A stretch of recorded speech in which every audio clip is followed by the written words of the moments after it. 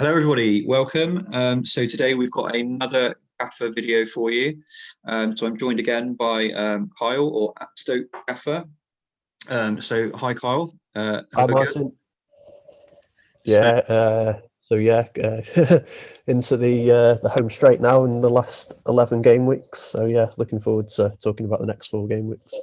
Yeah, absolutely. So yeah, we've got 4 game weeks, and then it's the international break, I think. So what we'll have a look at is so Kyle, you're going to run us through the key fixtures coming up over the next 4 weeks. Some good runs, some bad runs for teams and players.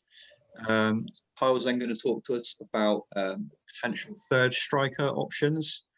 And also some midfield enablers that we might want to consider going into the home straight. So Kyle will talk us through that, and then I'll talk you through a new Gaffr piece of content that's coming out. So there's a new website launched by the guys from the Man on FPL podcast. It's called the Fantasy Football Collective. So I'll be doing a piece on there every week. So we'll have a look at that on the end. I'll do a bit of a plug of that, and we'll perhaps have a chat about some of the topics that I've put in there for the article that was published yesterday. So over to you then, Kyle, for the upcoming fixture analysis. Okay, so the next 4 game weeks from game week 36 to 39, we're away from the chaos of the doubles after game week 35, and we're probably left with a few players from Barnsley and QPR, which isn't the end of the world. QPR have some okayish fixtures coming up, as do Barnsley, so might be worth holding on to players from those teams over the next 4. So I wanted to highlight the good away days fixtures, as I think 36, 37 and 39 are ideal game weeks where you could play your away days boost, which you get double points for all of your starting players that play away from home. So yeah, the good away days fixtures are highlighted in yellow.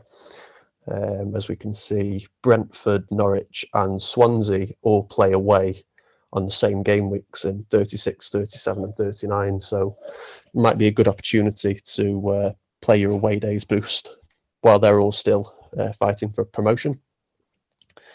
So Bournemouth blank in game week 38 with Huddersfield also blanking as Bournemouth play in the FA Cup that weekend, which clashes with the fixtures. And also Moore and Cardiff's fixtures turn red in the next 3. So Cardiff play Watford, Stoke and Swansea, which are all difficult fixtures, particularly for their attack. So yeah, you might want to consider moving Kiefer Moore on. And that's the next 4 fixtures.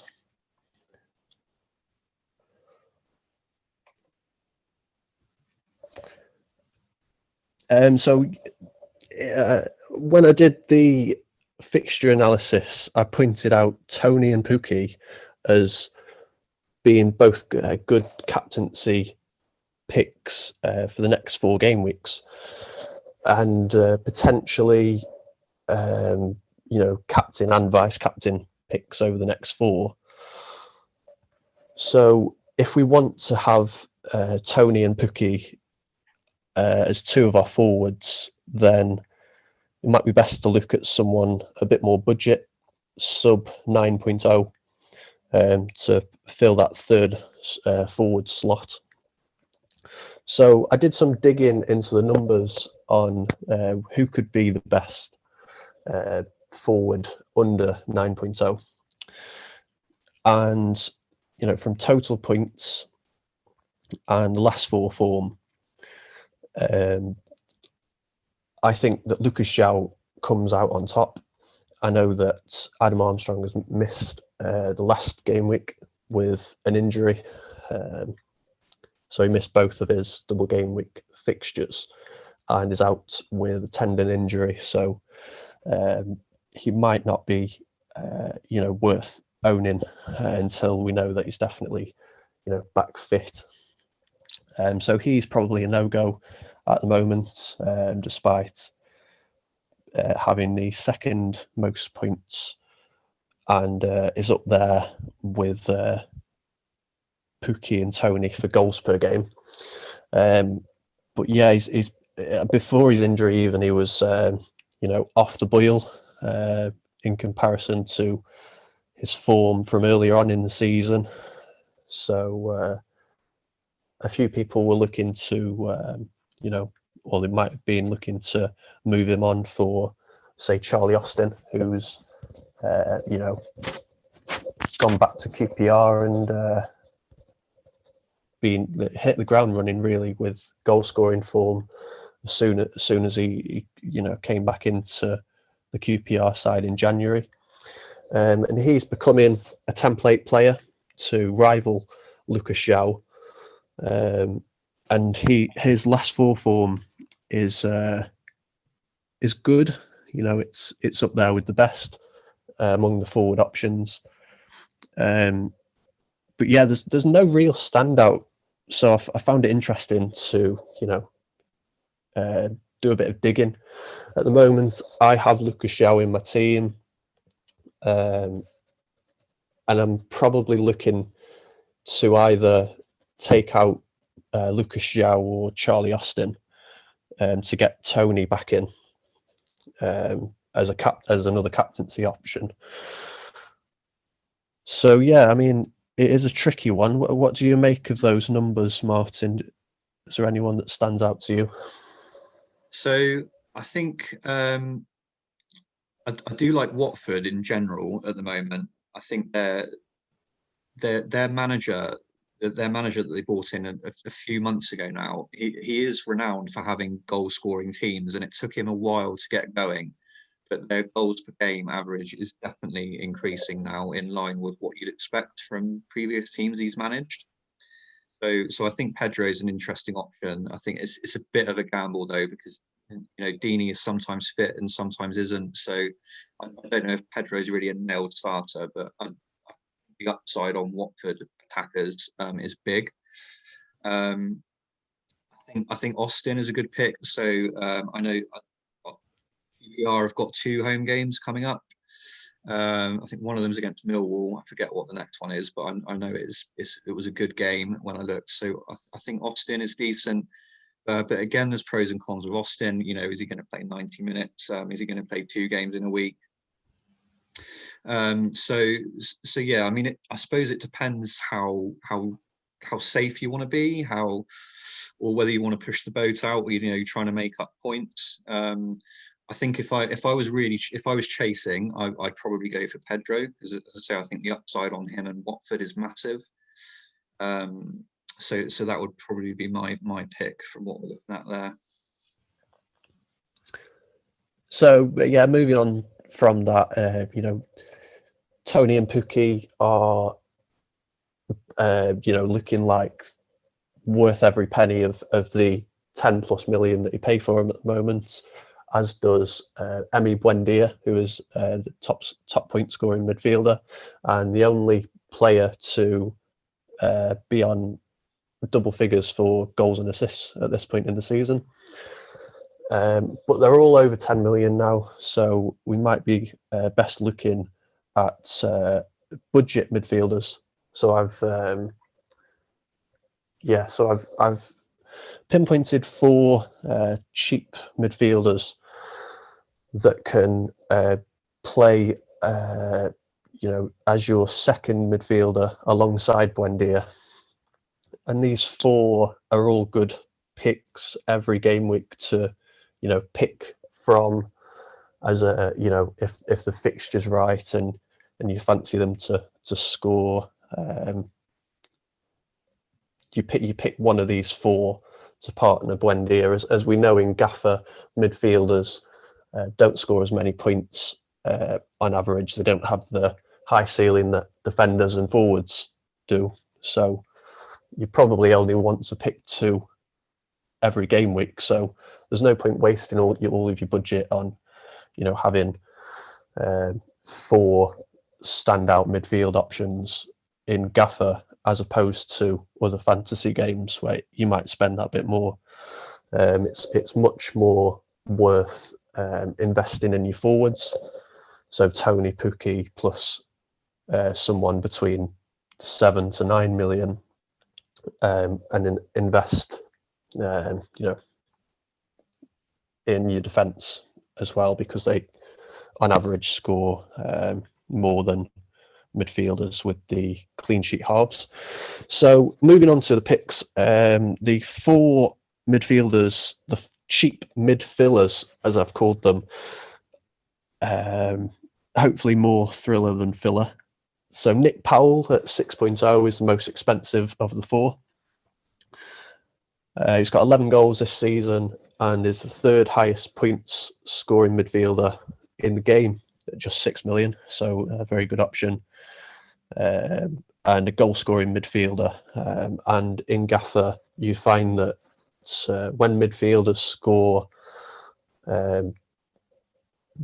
even though it's only 5 points, which is like the same as any other position, you find with midfielders, because of the performance bonus, that they usually get 2 bonus at least when they score.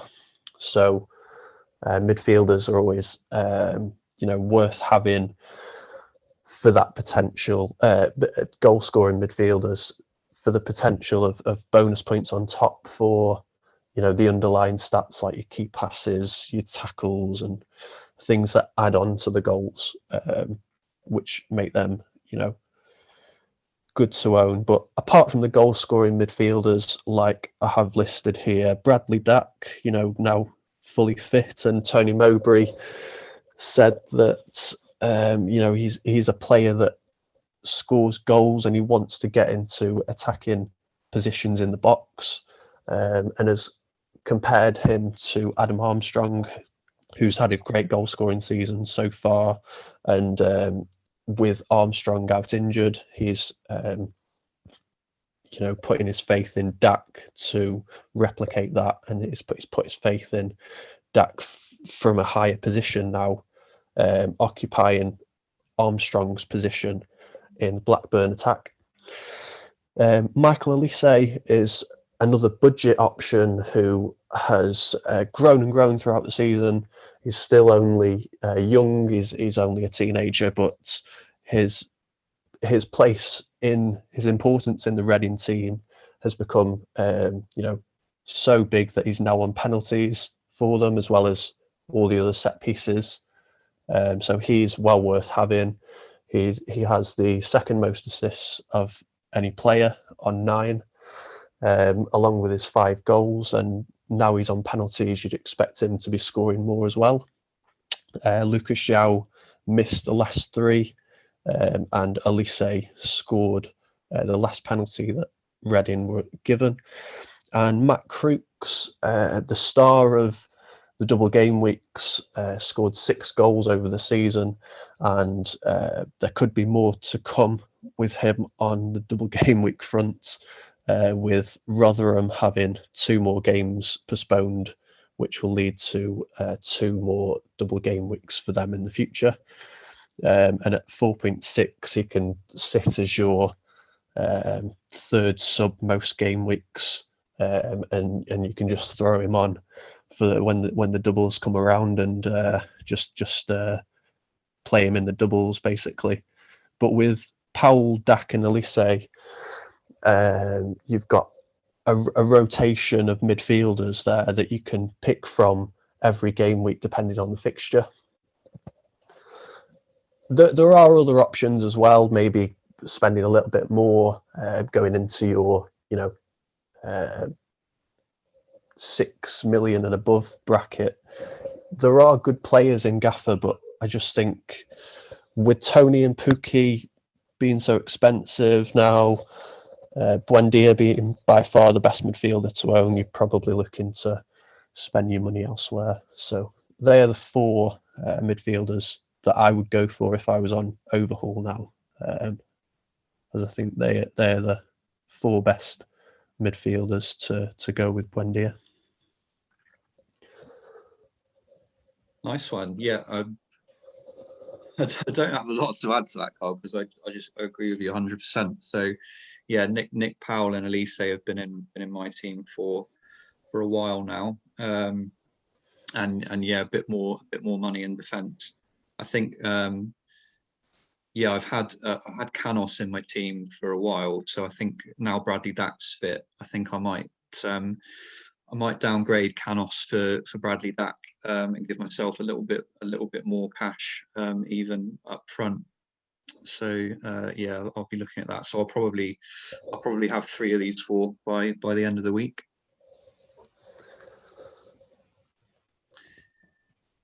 Right. Okay. So so that's from Kyle. So what I want to do now is we'll just have a look at the Fantasy Football Collective website. So hopefully you can see here. So the address fantasyfootballcollective.org. So this has been set up in the last couple of weeks by the guys from the Man on FPL podcast. So you can find their account on Twitter, or on Spotify, etc.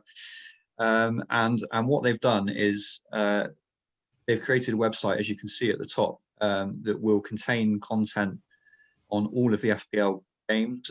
So Premier League, FPL, Sky, Gaffr, Champman, Elite Syrian, which is the Norwegian fantasy game that a lot of the FPL community like to play over the summer. So it starts next month, that one, and then run through the summer, which is quite good. There's stuff on Sun Dream Team, and key people to follow, etc. So the guys kindly asked me to do a weekly piece on Gaffr. So I'll just show you the example of what I've done for the kind of first week, and we can discuss a few of the points. So I think what I'm going to do each week is I'll pick out the player of the week each week. So this week that was Andy Yeardom of Reading. So without just reading what it says, I mean, yeah, Yeardom got 18 points versus Sheffield Wednesday. So he's not a nailed starter for Reading, but I thought that was it was kind of cool that got the chance to illustrate that, because the Reading backline continue to not only keep clean sheets but also provide goals and assists. So we've seen Morrison score some goals over the last few weeks. Richards chipped in with assists and bonus often. So yeah, the fact that Yeardom came into the team and also managed to get a goal from fullback just illustrates how well the Reading defence is performing at the moment. The team of the week in the last sort of 7 days. So Cardiff racked up 91 points in their 4-0 win against Derby. So yeah, despite only having 27% possession, they won that game 4-0, and there were 91 points available across their team.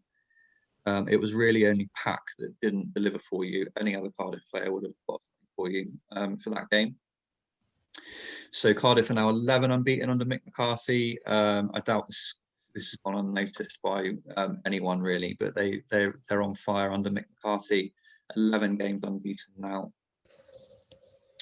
and they really are pushing for the playoff places. But as Kyle mentioned at the beginning of the video, their fixtures are turning a little bit. So Kiefer Moore is now scored 7 in his last 9, but some tougher games for him coming up. And then my pick for the next sort of 7 days. So yeah, Ivan Toney. So it may be the obvious pick, but through the season I have tried to pick out the weeks where you can maybe do something different, but I don't think this is a week to do it.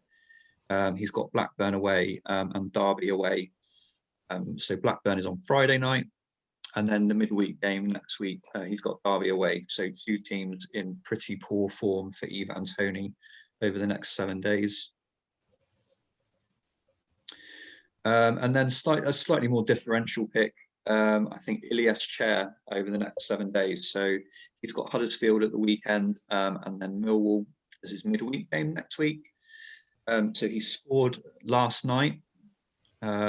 He scored last night in QPR's midweek game, and yeah, he seems to be really picking up, along with QPR picking up their form in the last 6 weeks, 2 months, and he's now actually in 7th place in midfielders, 140 points. So he really is right up there with the best midfielders in the game now. He's sort of come from way down in the pack to do that, and he is currently only owned by 4 of the top 25 managers.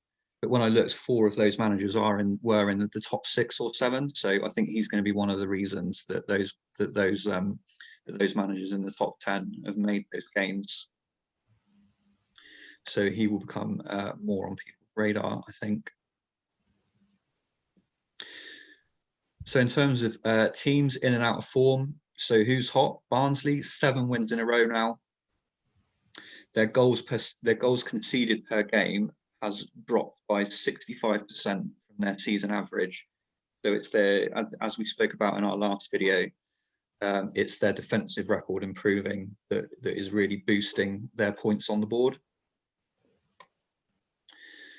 Watford, 6 wins in the last 8. So as I mentioned when we were looking at the forwards, Watford's goals per game is creeping up and up and up, and that's what you'd expect if you look at their manager and his previous record at other clubs. So he seems to be really getting a grip on that team now, and their goal output is increasing. And Norwich, 7 of the last 8. I mean, they're running away at the top of the league. We all know Norwich are in good form. Scoring 2 goals a game consistently now. And some teams in a bit of poor form. So Sheffield Wednesday, new manager in place, hasn't made too much of an impact yet. Lost a couple of games he's been there so far. So they're now 5 defeats in a row, 7 defeats in 8. So potentially a team to target. Blackburn, 6 defeats in 9. Their points per game is really dropping off, 60% lower in the last 8 games than it was earlier in the season.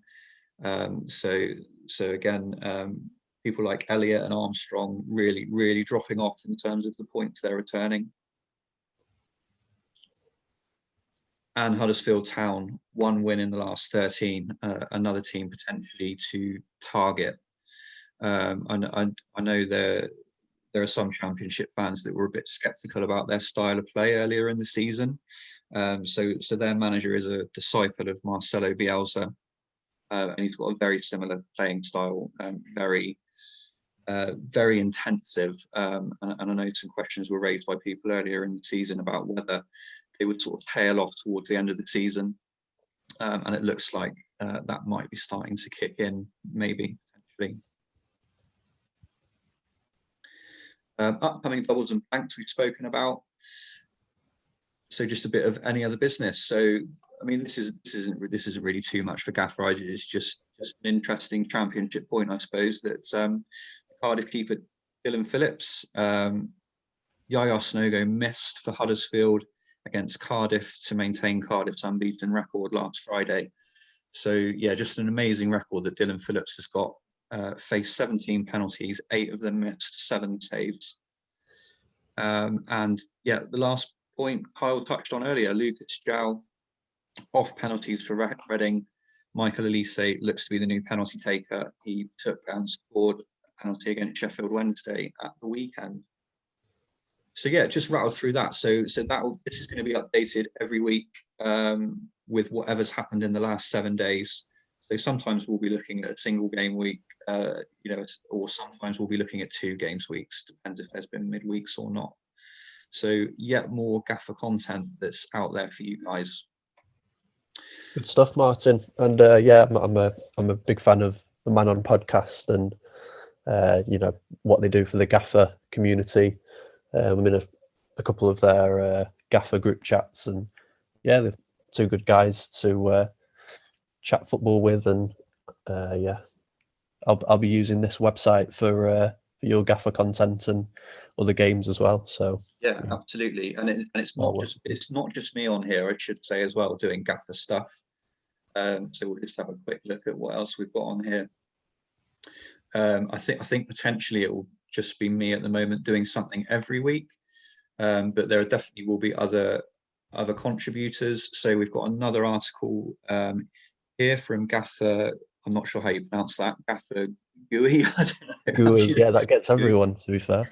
Gaffr GUI. So yeah, so he's right at the top of the leaderboard. So there's an article from him in here about his top picks for the month of March. 6 reasons why I'm leading Gaffr by Joel's 188. And then the Gameweek 33 review was me. So yeah, there's all sorts of stuff on here, not just me for Gaffr, all the different games. Bit of look. Yeah, and the content from the player that's overall ranked number 1 is always worth reading. Yeah, definitely. Joel is an incredible fantasy manager.